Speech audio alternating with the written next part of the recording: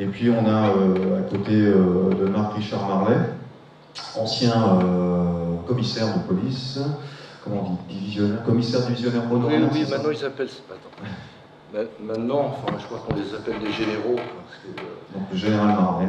Ouais, ça fait un peu ça. J'aime beaucoup ce que vous faites, Piazza. Donc Richard, qui est ancien directeur de l'identité judiciaire, qui a géré l'identité judiciaire pendant de nombreuses années, et qui va, Richard, parler de la question de la trace, de l'indice dans les enquêtes policières. C'est-à-dire comment une trace peut se transformer en indice, qui éventuellement peut lui-même se transformer en preuve, et quels sont les problèmes que pose l'interprétation des indices sur les scènes de crime en matière de police technique et scientifique. Moi, j'ai été, comme vous, passionné par l'exposé de Marc, qui ouvre plein de pistes. J'ai été chef de l'identité judiciaire de Paris de 1995 à 2005, donc j'ai eu le plaisir de travailler avec un certain nombre de gens qui sont présents. Et puis après, je me suis occupé de documentation criminelle. En fait, c'est l'alimentation de tous ces grands fichiers de police. Et évidemment, en écoutant Marc, j'ai pensé à un outil assez formidable qui s'appelle le SALVAC, qui est l'Office central de répression des violences faites aux personnes, qui est la traduction française d'un outil américain qui s'appelle le VICLAS, qui a été créé par le FBI dans les années 70, lorsque les États-Unis ont eu à faire face à une explosion d'homicides et à l'apparition de quelque chose qu'on avait oublié, les tueurs en série. Et en fait, le VICLAS, le SALVAC, la traduction canadienne dont j'ai oublié le nom, s'intéresse au mode opératoire, au signalement, à la typologie des victimes, etc., etc., etc. Tout ça pour dire que, et ça c'est une conception plutôt anglo-saxonne, on parle de sciences forensiques. Les sciences forensiques sont toutes les sciences qu'on peut appeler à l'occasion d'un procès. Et cette vision globale qui fait en sorte que toutes ces disciplines, la médecine légale, la toxicologie, la police technique et scientifique, et donc la documentation criminelle, c'est évidemment la bonne vision. En France, on a un peu tendance, et c'est historique, culturel, depuis le 19e siècle, à sectoriser. C'est-à-dire qu'on a d'un côté un grand corpus de médecine légale, un grand corpus de toxicologie, et avec ce défaut que de temps en temps, tous ces experts ne communiquent pas entre eux. Et la vision de sciences forensiques qu'on retrouve parfaitement bien, notamment au Québec, s'illustre dans un bâtiment où en fait, en sous-sol, vous allez avoir les instituts médico-légaux. Au-dessus, vous allez avoir l'identité judiciaire. Encore au-dessus, le laboratoire. Et en fait, par exemple, à l'occasion de l'autopsie de quelqu'un qui a été abattu par balle, on va retrouver autour de la table d'autopsie le spécialiste de l'identité judiciaire qui est allé sur les lieux, le balisticien et le médecin légiste. Et en fait, ça donne une perspective extrêmement intéressante. Alors moi, j'ai choisi, en fait, d'évoquer et de prendre comme point de départ une affaire qui est parfaitement illustrée dans l'exposition dont Pierre est le commissaire. Et là, il n'y a pas de général pour ce commissaire-là.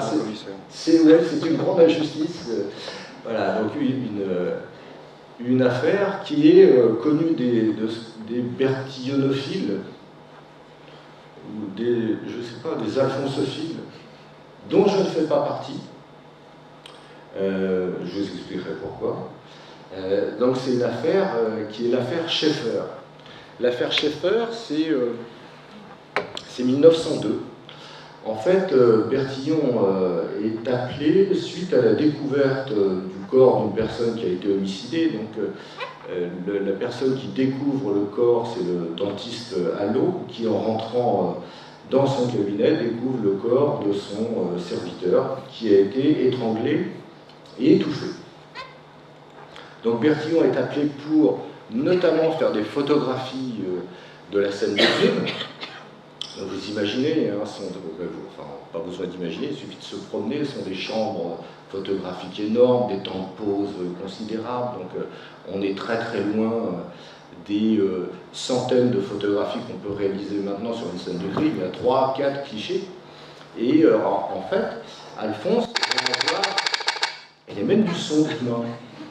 Voilà.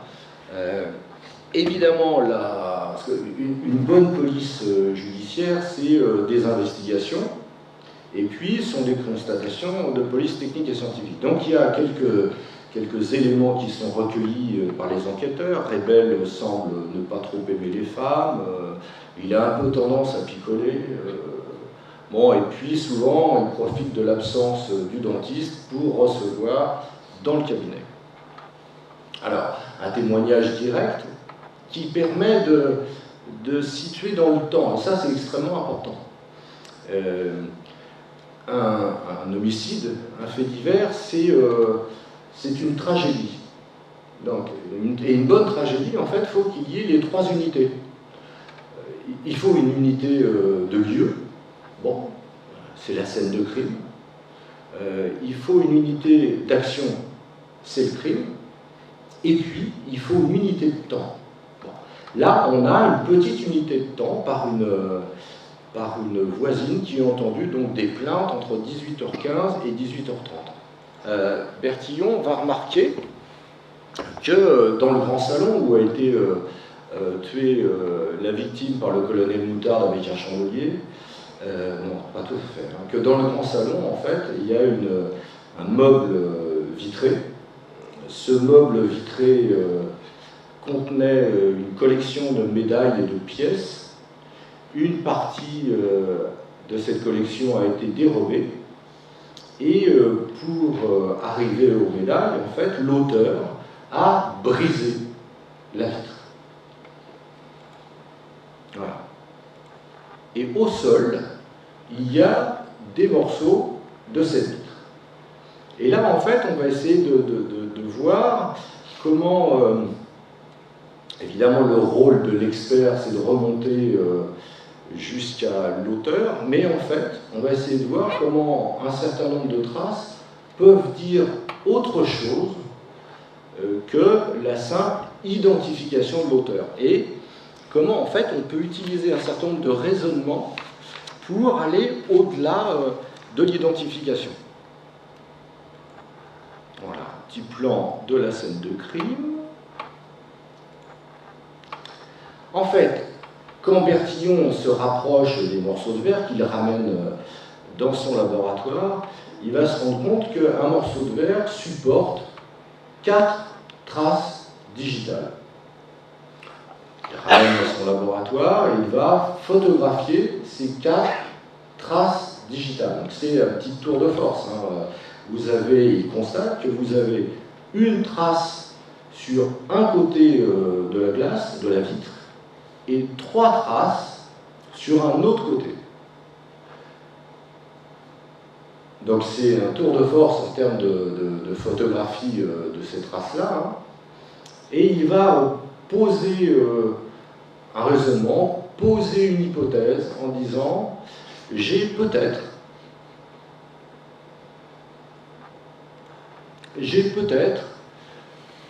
un doigt à l'extérieur de la vitre et 3 doigts à l'intérieur de la vitre. » Son raisonnement, c'est de dire l'auteur brise la vitre pour s'emparer des médailles, il met un coup de coude, il met un coup de marteau, et en fait, pour éviter de se blesser, il va utiliser sa main comme une griffe pour faire tomber les morceaux de vitre. Et ils se disent, j'ai donc quelque chose qui est rarissime sur une scène de crime, 4 traces qui sont des traces simultanées et juxtaposées. Ça, c'est la base du raisonnement. Et Bertillon va aller plus loin et il va considérer qu'en fait, ces 4 traces de doigts simultanées et juxtaposées sont les traces du pouce, de l'index, du médius et de l'annulaire. Alors, ça, Pierre vous le dirait beaucoup mieux que moi, Bertillon, qui n'était pas un fan des empreintes digitales à l'origine, va commencer par, j'allais dire, mettre un doigt sur ses fiches anthropométriques, puis 2, puis 3, puis 4. Et donc, je crois que c'est 1894 ou 18 la première fois, oui, 94. 94. Donc, 1894, on a 4 empreintes de la main droite. Donc, alors, il faut essayer de recontextualiser tout ça. Le fichier anthropométrique de Bertillon est déjà très riche, hein, peut-être plus d'1 million de fiches, mais il n'y a que quelques fiches qui supportent 1894-1902, quelques centaines, quelques milliers peut-être de fiches, qui supportent 4 traces, enfin 4 empreintes de la main droite. Donc Bertillon va comparer ces 4 traces digitales trouvées sur la scène de crime avec les fiches d'empreintes. C'est une des versions. Il y a une autre version qui dit qu'en fait Bertillon a peut-être été aidé. C'est plausible, je pense. Probablement, voilà. Mais bon, voilà, Bertillon restera célèbre à cause de ça. Donc il va comparer ces 4 traces digitales avec ces fiches d'empreintes digitales qui supportent les empreintes digitales de la main droite. Et donc, il va... et la police technique et scientifique, ce n'est que ça, hein, c'est toujours de la comparaison, et il va établir une correspondance, des correspondances entre les traces digitales et les empreintes digitales. Alors Bertillon a eu beaucoup de chance, hein. Les traces digitales sont, là je parle sous... moi je suis une espèce de VRP de la police technique et scientifique, mais là vous avez des spécialistes. Il se trouve que les traces digitales trouvées sur la scène de crime sont extrêmement belles. Hein. C'est-à-dire qu'elles sont tellement lisibles qu'on peut déterminer à la fois leur classe de forme. On peut classer nos empreintes digitales suivant le dessin que nos crêtes forment. Donc, là, on a une boucle à droite. Enfin, elles sont. Et puis, donc, vous avez ces classes de formes qu'on peut déterminer. Et puis, on peut lire aussi un certain nombre de points caractéristiques qui sont ce qu'on appelle des accidents de crête. Voilà, donc là, il y a par exemple une comparaison entre la trace et l'empreinte. Il s'agit du pouce droit, en fait, et on a un certain nombre de points caractéristiques. Je crois que Bertillon monte jusqu'à 12, et puis après, il passe à l'index. Là, il y en a un tout petit peu moins. Le médius, etc. Donc on a, sur la première trace, beaucoup de points caractéristiques, sur les autres un petit peu moins, mais le fait qu'en fait, on ait 4 traces qui supportent un certain nombre de points caractéristiques amène Bertillon à conclure, et en fait il conclut qu'on a l'énumération de ces points caractéristiques qui sont similaires. Il conclut donc à l'identification d'un certain Henri-Léon Schaeffer, et on va regarder un petit peu voilà, la conclusion de son rapport. Il appert que les empreintes digitales photographiées par nous sur la vitre brisée dans un des salons de M. Allot correspondent exactement à celles que le pouce, l'index, le médius et l'annulaire de la main droite du nommé Schaeffer auraient pu occasionner. Si mes experts en fait m'avaient présenté un rapport d'identification rédigé de telle façon, j'aurais dit voilà, il manque des choses, parce que correspondent exactement, qu'est-ce que ça veut dire? Qu'est-ce qui fait? Sur quoi vous vous appuyez pour dire que ça correspond exactement? Et après, vous avez l'explication de la démarche de Bertillon, qui est donc de l'observation. Bertillon disait on observe bien que ce qu'on a déjà dans l'esprit. La première phase, c'est de dire ces traces-là ont été provoquées après le bris de la vitre. Évidemment, comment arriver à mettre 4 traces, une à l'extérieur et 3 à l'intérieur, avant que la vitre soit brisée? Impossible. Après, là où Bertillon a de la chance et manque un tout petit peu de rigueur, alors il a de la chance parce qu'il pose un raisonnement qui est bon. mais qui en fait ne tient absolument pas si l'auteur est gaucher. Et donc évidemment le raisonnement aurait dû être complet, bon, et dire, voilà, ça peut fonctionner s'il s'agit d'une main droite, et jamais il n'aurait identifié Henri Léon Schaeffer si Henri Léon Schaeffer avait été gaucher. Alors moi je sais, bon, Pierre a évoqué la thèse d'Amos sur Locard, qui n'aurait rien inventé. Non. Oui, non, mais je caricature. Inspiré. Oui, je caricature. Faut pas caricaturer Amos. Oui, non, mais je m'expliquerai avec lui, je pense que ça ira jusqu'au duel. Mais moi je sais que j'ai une affection tout à fait particulière pour un autre grand criminaliste, qui est Edmond Locard, qui au moins a le mérite d'avoir créé le premier laboratoire de police scientifique en France, voire au monde, en 1910 à Lyon, et avec certainement une relative hostilité. C'est-à-dire, je crois qu'il a commencé avec un gardien de la paix et puis, je ne sais pas, l'équivalent d'un garde-chasse, quelque chose comme ça. Il a acheté son premier bec nasal sur ses deniers, le premier microscope, etc., etc., etc. Locard, il est connu notamment pour un principe qui est fondamental en termes de police technique et scientifique, criminalistique, sciences forensiques, qui est le principe de l'échange. Donc il dit à peu près, à l'occasion de son action criminelle, un malfaiteur laisse des traces de son passage, et à l'inverse, il emporte des éléments de la scène de crime avec lui. Ça veut dire qu'en fait, il met en évidence des interactions entre l'auteur et la victime, l'auteur et la scène de crime, la victime et la scène de crime, l'auteur et l'arme, la victime et l'arme, etc., etc., etc. Et en fait, tout le rôle de la police technique et scientifique et de la criminalistique, en fait, c'est de mettre en évidence, par l'exploitation des riens, donc là je cite, alors là je suis un homme sophile convaincu, donc je vais citer Sherlock, vous connaissez ma méthode, elle est fondée sur l'observation des riens.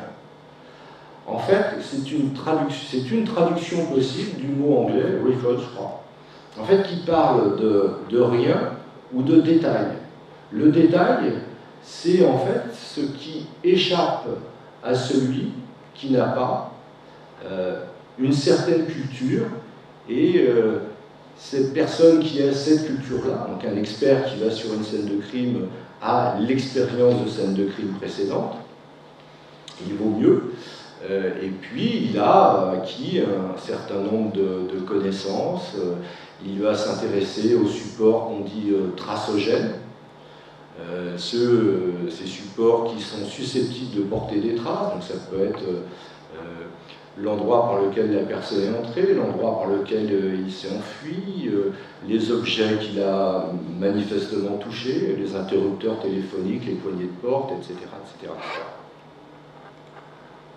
Alors, si on va un tout petit peu plus loin dans l'examen des traces, et ça, on va essayer de dégager quelques principes qui s'appliquent à toutes les traces, on peut dire qu'en fait, toutes les traces sont matérielles. Alors évidemment, quelle est la matérialité d'une trace d'odeur? Une trace d'odeur sont des molécules. Quelle est la matérialité d'un signal numérique? Bon, c'est une trace. Alors, si la trace est matérielle, ça veut dire qu'on peut la détecter, on peut l'analyser, donc déterminer ses particularités, et on peut la comparer. Et évidemment, pour tous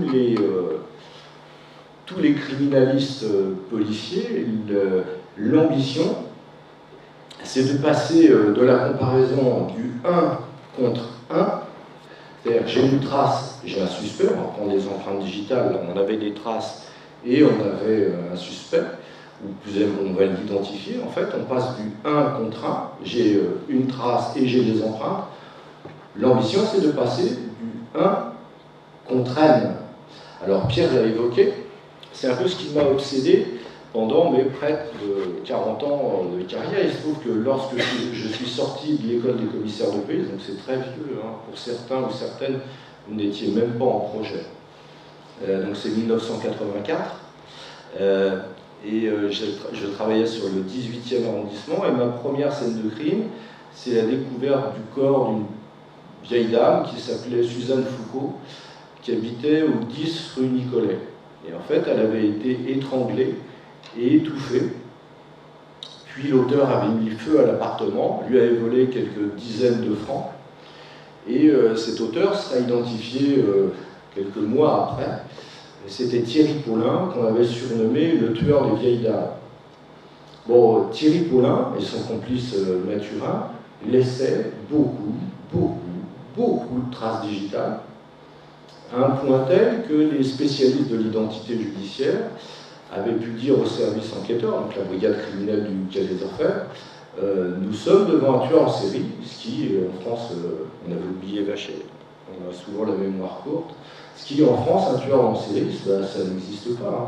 Et simplement, en trouvant plusieurs fois le même pouce droit ou plusieurs fois le même index gauche, on pouvait dire qu'en fait, c'est le même auteur. Sauf qu'en fait, en 1984, il n'y a pas de fichier informatique.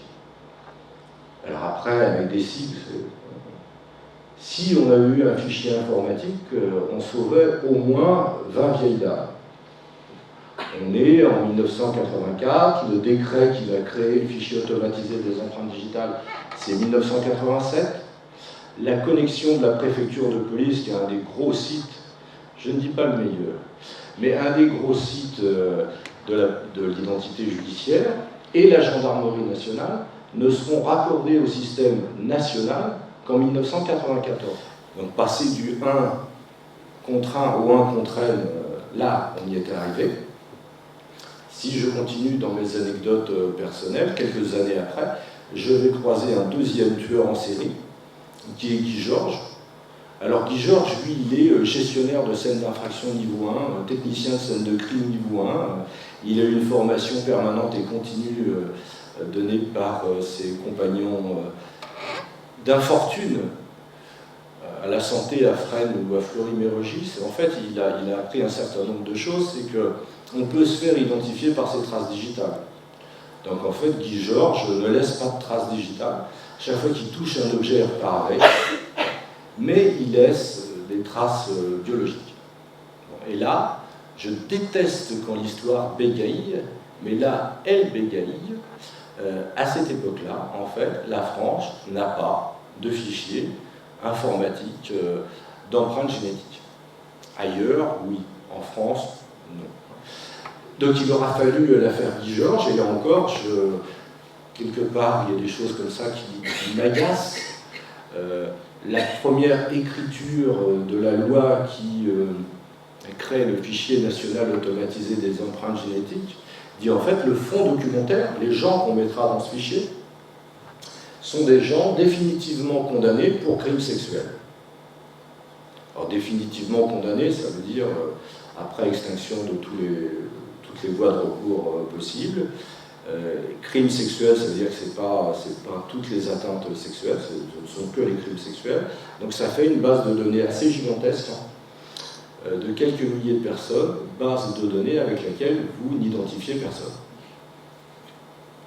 Voilà.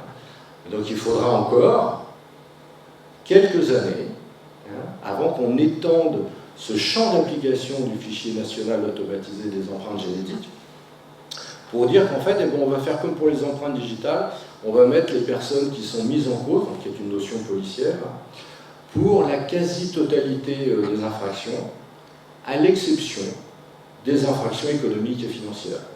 Ça, on peut en débattre. Donc, les traces sont matérielles. Et au moment où, en fait, on les découvre, enfin, les spécialistes disent au moment où on les invente, elles n'ont pas de signification. C'est lorsqu'on va les analyser, lorsqu'on va réfléchir, qu'elles vont peut-être évoluer du statut de trace au statut d'indice. Quelque chose qui montre quelque chose. Et là, elles commencent à avoir du sens.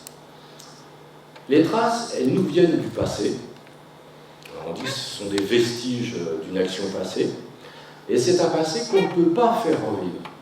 C'est-à-dire qu'on va essayer de remonter jusqu'au... Pour ça, enfin, j'ai une maîtrise d'archéologie étrusque, et souvent on me dit, mais comment en fait on peut passer de l'archéologie étrusque à la police technique et scientifique? En fait, la démarche est assez similaire, sauf que le temps est moins long. En fait. Avec l'archéologie, vous remontez dans des temps longs, avec la police technique et scientifique, vous remontez dans le passé jusqu'au moment de l'événement. L'événement, donc le crime, c'est l'événement qui crée des traces. Donc on remonte dans le passé, mais évidemment, dans ce passé-là, on n'était pas présent. Donc en fait, on ne peut poser qu'un certain nombre d'hypothèses. Et je pense notamment à la forme des traces. Alors, là encore, hein, vous m'excuserez, je fais beaucoup référence à mon histoire personnelle, certainement parce que j'ai une assez haute image de moi. J'aime bien parler de moi. En fait. Dans une des affaires de Guy Georges, je crois que c'est l'assassinat d'Hélène Franking, Guy Georges a marché dans le sang de sa victime. Et donc, il a laissé des traces sanglantes de ses pieds nus. Et quand on regardait, qu'on photographiait, qu'on examinait ces traces de pieds, on voyait nettement que le deuxième doigt de pied était plus long que le pouce. Bon, alors ça, c'est un nom, ça peut s'appeler le pied grec ou le pied égyptien. Et le service d'investigation distribuait, donc c'était la brigade criminelle, distribuait le portrait robot fait par une des victimes qui avait pu échapper à Guy Georges, Elisabeth. Donc un portrait robot, c'est un portrait robot, enfin c'est pas une photographie, c'est pas la photographie de l'auteur. Et à côté de ce portrait robot, vous aviez une petite figure qui illustrait ce pied grec ou ce pied égyptien. Et ça a été la seule fois d'ailleurs de ma carrière à l'identité judiciaire. En fait, je participais aux réunions de travail avec les gens de la brigade criminelle. Et j'essayais d'expliquer qu'en fait, la forme d'une trace dépend du geste qui la provoque. Ça veut dire qu'en fait, suivant que vous marchez avec votre pied à plat, vous laissez un type de trace, mais par contre, si vous êtes en appui sur le bout des doigts, vous laissez un autre type de trace. Donc l'idée, c'était de dire, déjà un portrait robot, c'est pas très discriminant. Voilà, il y a beaucoup de gens qui pouvaient ressembler au portrait robot, et puis après, on prend un deuxième facteur, on dit voilà, c'est un pied grec ou un pied égyptien. Alors après, statistiquement, dans la population, 30-40% de la population a le pied grec ou le pied égyptien, donc c'est absolument pas discriminant. Et la démarche de la police technique et scientifique, on le verra, c'est d'arriver jusqu'à l'individualisation, c'est-à-dire être capable d'affirmer que la trace qu'on a découverte a une source et une source unique. Donc là, bon, pied grec, dès lors que 40% de la population là, est-ce que c'est discriminant? Et en plus, on ne prend pas la précaution de savoir si l'auteur était... la façon dont l'auteur avait marché dans la trace de sang. Donc on est devant quelque chose qui nous vient du passé, mais qui est un passé bien particulier, qui est le passé de l'événement. C'est-à-dire qu'on ne peut pas tirer une règle générale de la trace qu'on a découverte. Et puis une trace, vous l'avez vu un petit peu sur les images précédentes, une trace, c'est incomplet, c'est pas une empreinte. Alors, pour une trace digitale, vous touchez un support, vous laissez des traces digitales, ça vous êtes arrêté par la police, à ce moment-là, la police prend vos empreintes. Hein. Et en fait, toute la criminalistique, c'est de faire des comparaisons de traces vers l'empreinte. Un truc évidemment important, c'est la notion de pertinence de la trace. La trace, elle n'appartient pas à l'environnement habituel où elle se trouve. Lorsque vous intervenez sur un lieu de vol avec effraction, vous allez trouver des traces digitales, ou vous allez trouver des traces génétiques, oui. mais ça peut être tout simplement les traces de la personne qui habite dans l'appartement. Donc la trace qui est intéressante, la trace qui est pertinente, c'est celle qui n'appartient pas. Et si elle n'appartient pas aux occupants, il est possible qu'elle ait été laissée par l'auteur. En fait, un avant-dernier intérêt, c'est qu'elle donne une information sur sa source, et l'idée c'est de remonter à une source, et une source unique, et elle donne aussi des informations sur l'action qu'il a produite, avec un élément important, on en a parlé tout à l'heure, l'élément temps. Alors, vous avez des nouvelles traces qui vont poser un certain nombre de problèmes, notamment dans la volumétrie, qui, elle, apporte l'unité de temps qu'il manquait. Eh bien, c'est les traces numériques, les traces qu'on peut tirer à partir des téléphones, à partir de la vidéoprotection ou surveillance. Ça dépend si on est de droite ou de gauche. Alors, j'ai évoqué un petit peu Alphonse, j'ai évoqué un petit peu Edmond. J'aimerais bien qu'on parle maintenant d'un autre personnage qui est un Américain qui s'appelle Paul Leland Kirk, qui lui pose le principe de l'individualisation. En gros, il dit que les objets ont des caractéristiques générales, mais ce qui signe l'individualisation, ce sont des éléments caractéristiques qui n'appartiennent qu'à cet objet. Alors, avec les traces digitales, c'est relativement simple. Vous avez des classes de formes, on en a parlé. Hein. Et puis, vous avez des points caractéristiques. Voilà, ici, vous en avez un. Vous en avez un autre ici. Vous en avez là.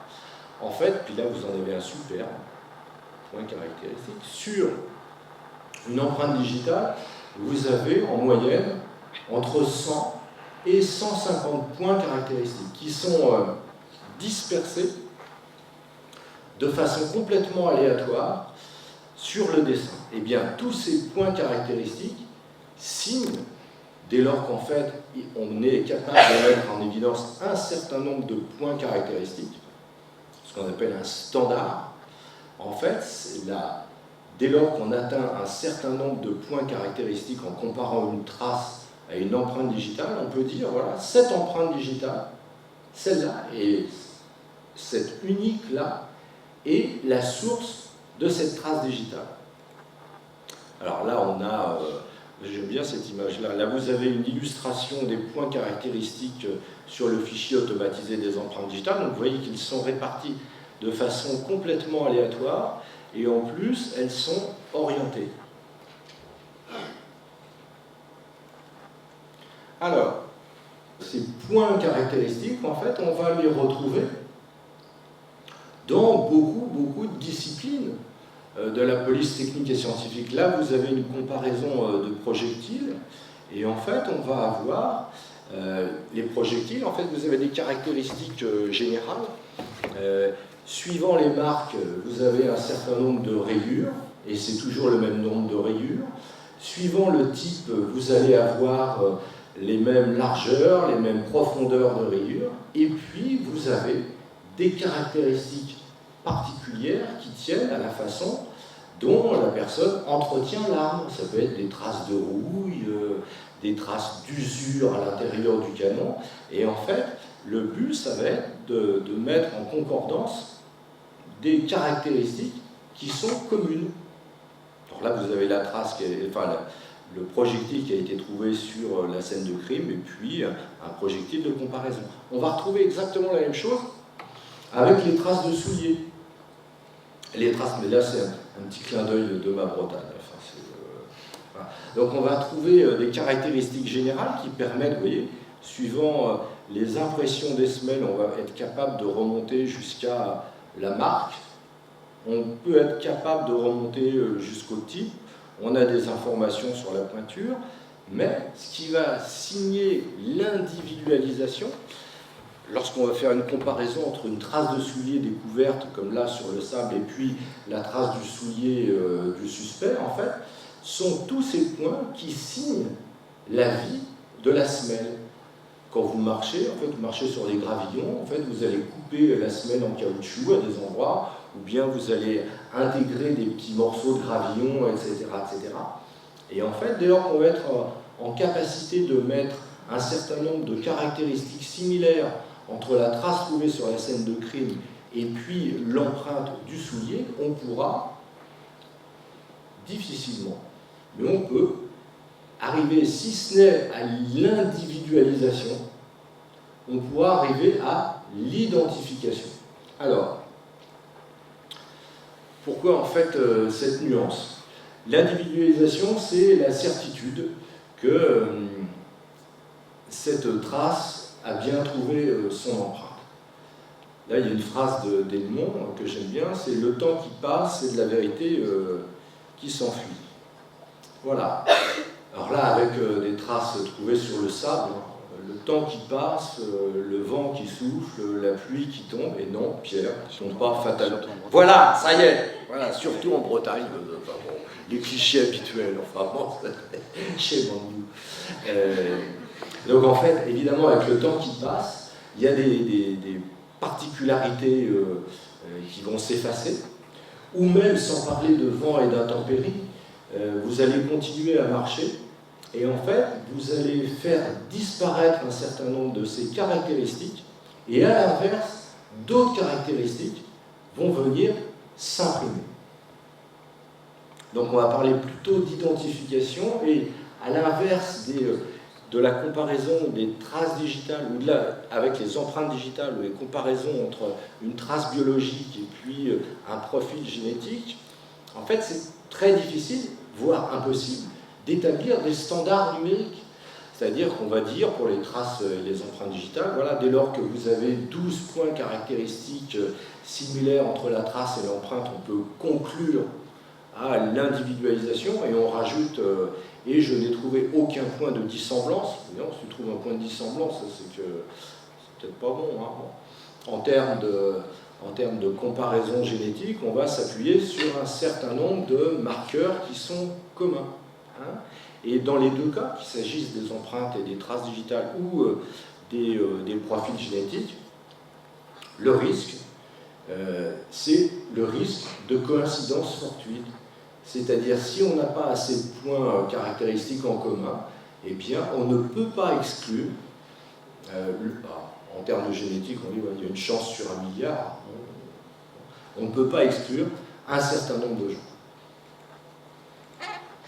Alors, j'en termine en fait avec des criminalistes américains qui s'appellent Inman et Brodin, qui ont formalisé tout le processus d'exploitation des traces. Donc, avant le quart, ils parlent d'abord de divisibilité de la matière. C'est-à-dire qu'avant qu'il y ait le transfert, il faut que la matière se divise. Je vais prendre un exemple qui va marcher, par exemple, avec un accident de la circulation. Deux voitures qui se heurtent. En fait, vous allez avoir d'abord la peinture de l'une et de l'autre qui va se séparer du support.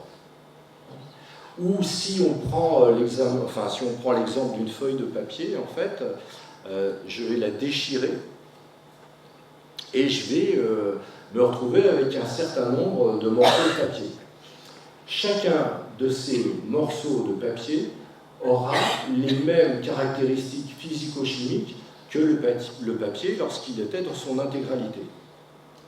Et après, si on procède à la façon d'un puzzle, on va peut-être arriver à remonter jusqu'à cette feuille de papier, c'est-à-dire qu'il y a une divisibilité, et puis le fait même d'avoir déchiré le papier occasionne à chaque morceau de ce papier des caractéristiques particulières. Donc, leur première étape, c'est la divisibilité de la matière.